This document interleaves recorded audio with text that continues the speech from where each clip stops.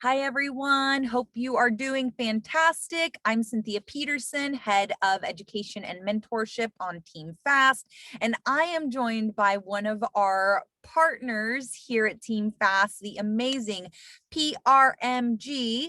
And Michelle, I'll let you take it away. Good morning or afternoon, everybody. My name is Michelle Velez, and I am a branch manager for PRMG.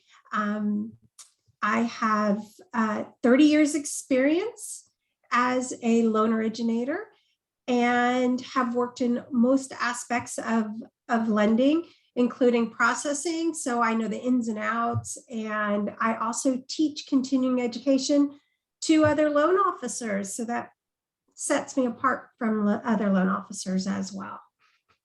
Absolutely. Absolutely. So today we're going to be getting into some lending questions. Lending is the biggest thing about lending is it's always changing, and people always have questions, and they're going to look to you as their expert to say, okay, well, what do I need to know? So we're going to kind of talk about some of those things.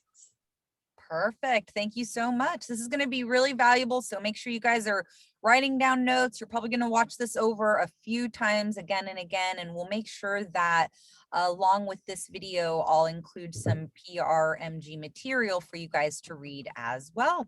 All right, Michelle, well, I'll let you take it from here then.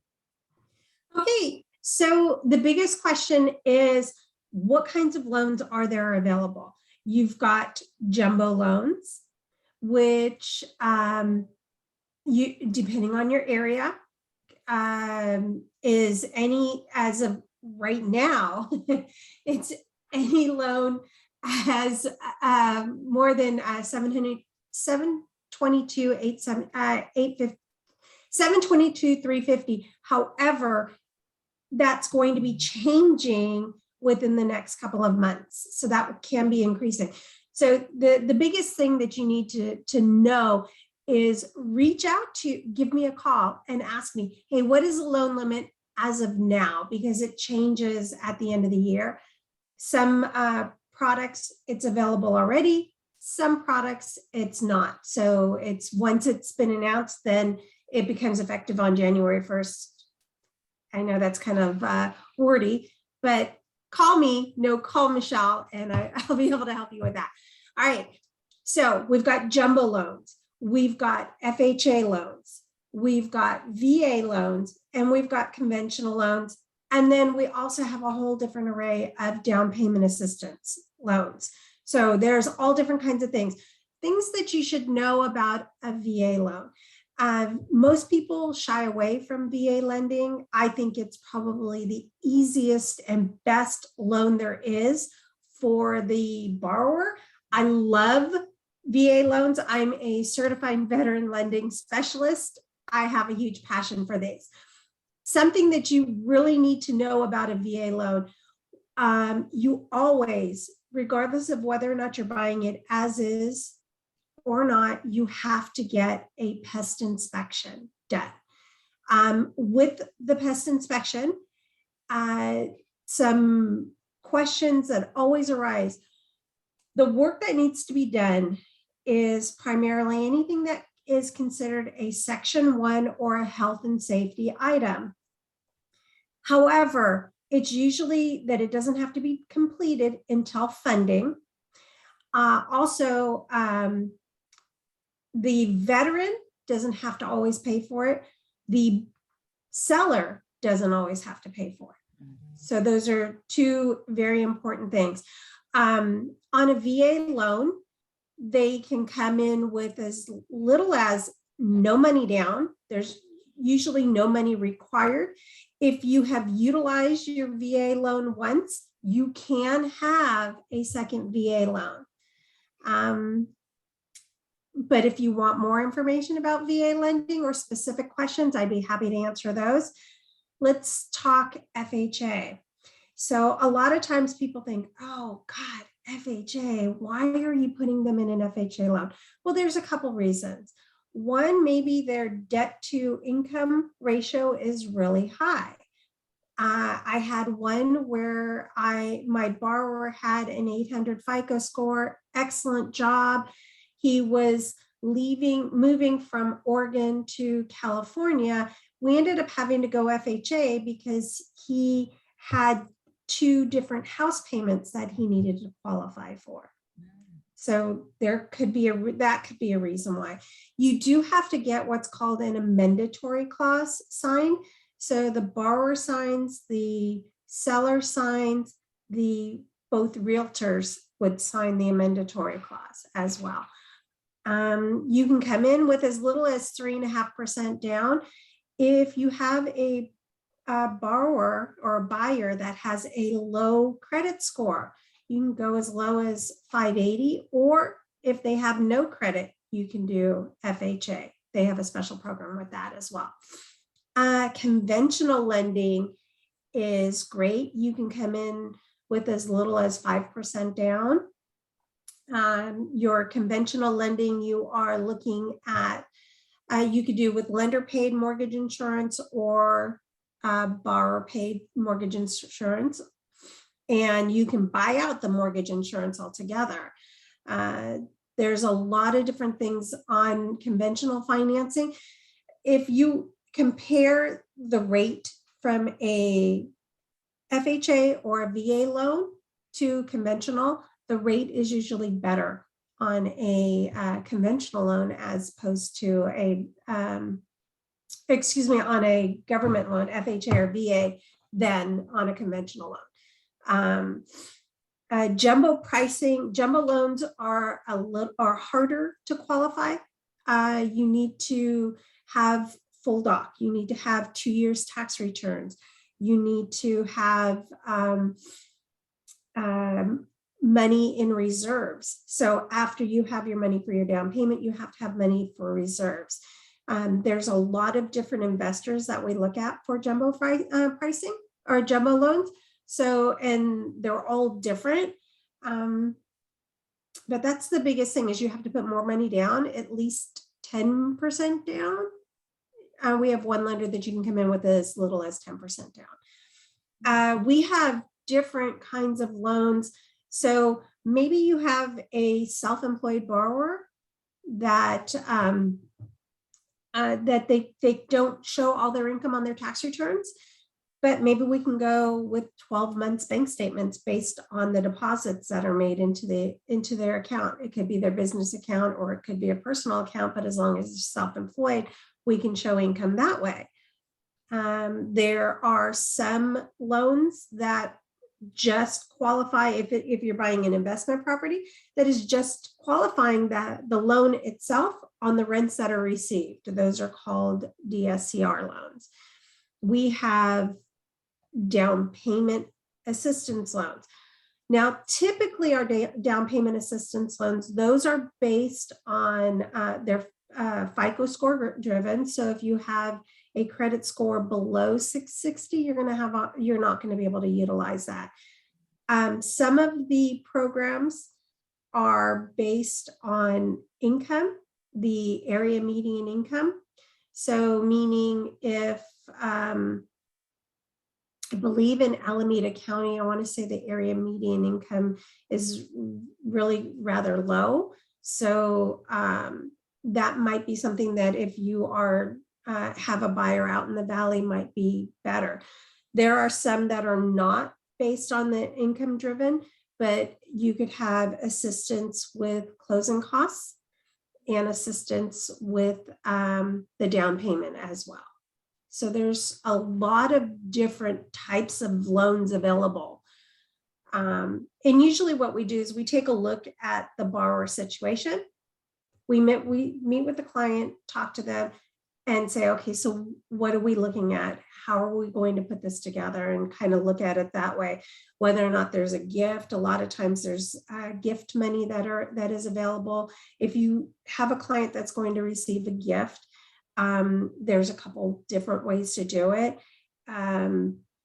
If it's a conventional loan or a jumbo loan and you're going to receive a gift, it's better to have the money wired directly into escrow.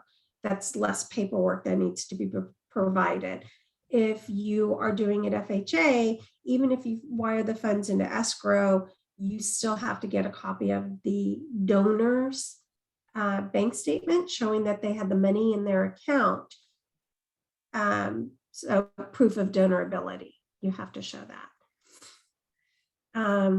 It sounds like they really should just be, answering these basic questions. As agents, we should be answering very basic questions, but then letting the buyer know, look, this is why we have our lending partners, right? Right. We are going to be reaching out to them and finding out what your best situation is, not the general, oh, interest rates are low. No, we have to drill into your specific buying situation. Right. So the best thing to do typically is just have a conversation with your client and say, okay, so tell me a little bit about what you're looking for. And typically they usually say, oh, I just want the lowest rate. Who can get me the lowest rate? The hardest thing to do is just, because you're not going to be an expert on the lending side, because the lending side guidelines are changing constantly. Probably the best thing to do is find out, does the borrower have a down payment? Does the borrower have an idea of what their credit looks like?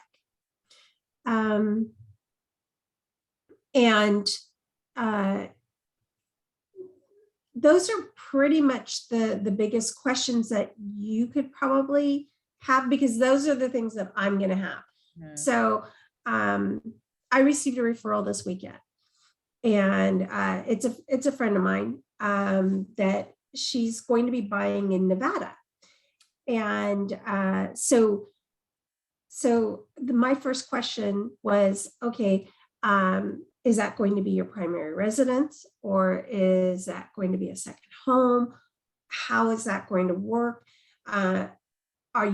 Is she working? And is her work, so if she is working, if that was going to be their primary residence, my question would be, okay, well, are you able to telecommute? Because you're buying out of state. Right. So there's a lot of these things that you kind of have to think about when you're looking at lending.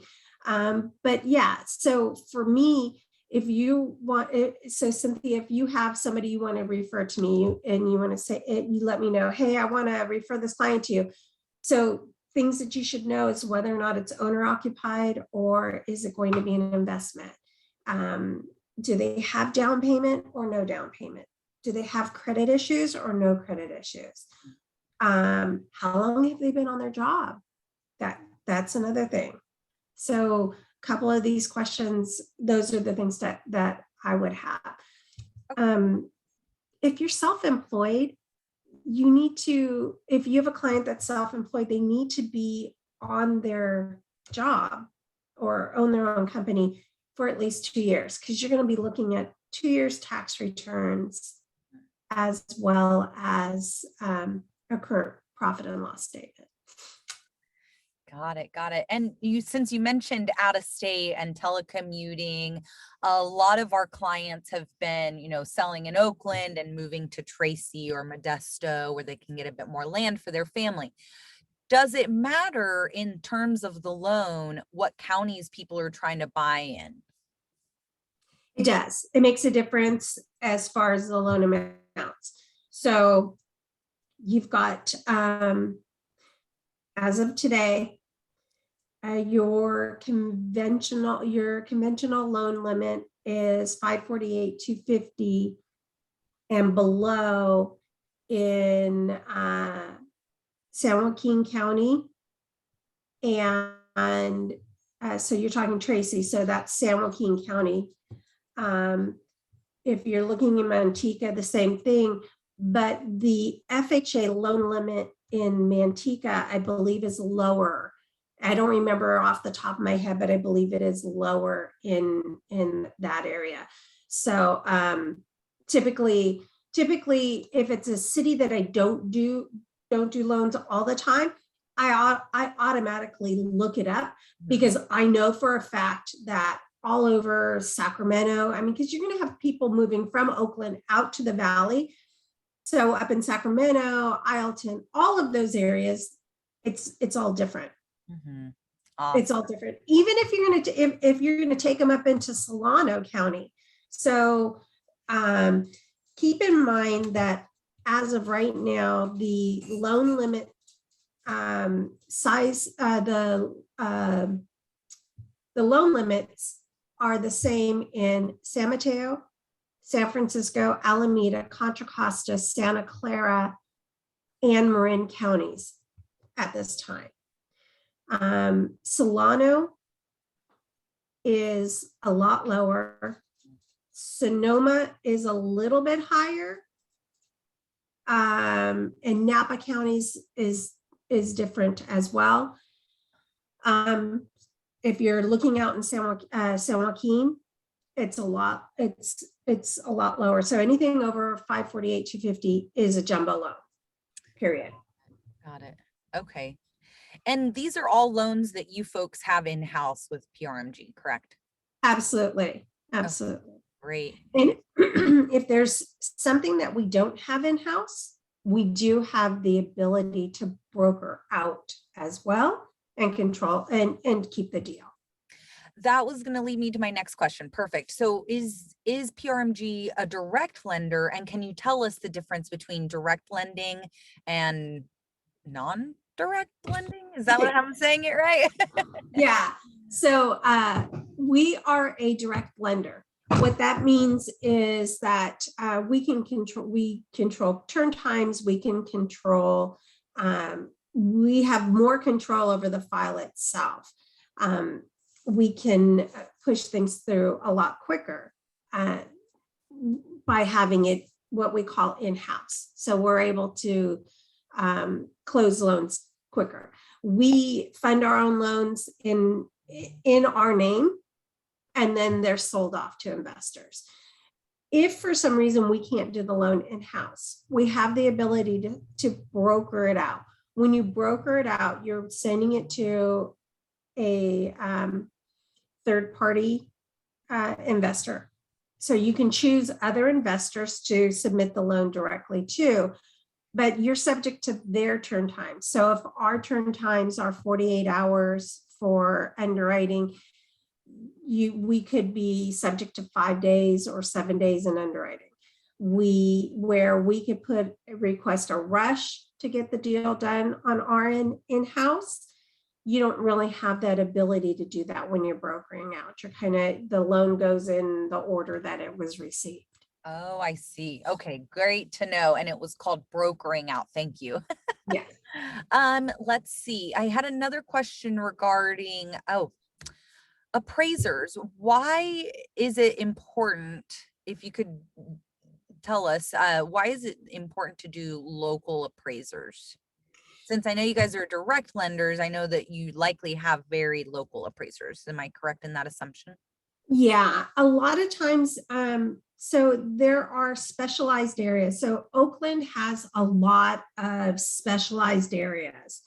If you have, say, an appraiser coming from Sacramento to appraise Oakland, the likelihood of the value is probably going to be a lot lower than if you used John Smith, who lives in Oakland and knows the area really, really well. Mm-hmm. I happen to live in Discovery Bay. And when I was doing my refinance, the appraiser, they originally wanted to send the appraiser from Sacramento. Well, sorry. No. Close, but you're still 2 hours away. You don't really know the nuances between living on the golf course and living in deep water as opposed to fast water. Yes. So there's a lot of different, or living on the lake or in the lakes. So there's so many different nuances just of Discovery Bay, and the same with Oakland. So you want to have a localized appraiser who understands the area. Got it. Awesome. This has been incredibly helpful. Anything else that you'd like to leave us with? Every situation is different, and it's always best to reach out to your lending partner and ask them the questions. And maybe even if you've already asked the question before, it could be a little bit different on each situation. So definitely give me a call. I'd be happy to assist you. And is there a way to add my phone number, or? I'll definitely make sure that I get your info on there, Michelle, because this has been incredibly helpful. Yeah. Yeah. So for now, what I'm going to do is I'm going to stop recording, but thank you. Thank you so Okay. much for all your help. Greatly appreciate it. And like I said, I'll make sure that Michelle's info is included. I'm on Slack too. Oh, there you go. You guys can hit her up on Slack. Awesome. Thank you, Michelle. I'm going to pause and then we'll stay on for just a second. Thank you. Okay.